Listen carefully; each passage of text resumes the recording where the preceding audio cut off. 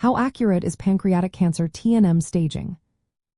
Imagine trying to map out a city with only a few street signs and limited satellite images. That's similar to how doctors assess pancreatic cancer using the TNM staging system before surgery. The TNM system looks at the tumor size and extent, whether regional lymph nodes are involved, and if there are distant metastases. But how precise is this method? The answer is that it has limitations, especially when used before surgery. For tumor size and local spread, imaging techniques like MRI and CT scans are quite good. They can accurately measure the tumor and see if it's invading nearby structures. Studies show MRI can correctly stage the tumor about 82 to 83% of the time, especially for smaller tumors.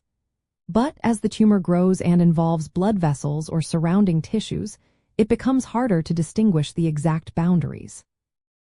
That's why the accuracy drops slightly for more advanced local tumors. When it comes to lymph nodes, things get trickier. Imaging methods such as CT scans, MRI, and PET scans have limited ability to detect cancer spread to lymph nodes. Their sensitivity can be as low as 15%, meaning many cases of lymph node involvement go unnoticed before surgery. Even if scans suggest no lymph node involvement, surgery often reveals metastases. Over half of patients initially staged as node-negative are found to have cancer in their lymph nodes after the operation. This makes staging less reliable in clinical assessments. Overall, clinical staging before surgery is only moderately accurate.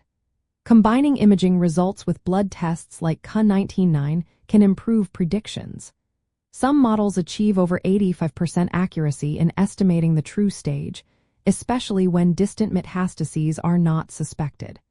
But even with these tools, there's still a risk of underestimating or overestimating the disease.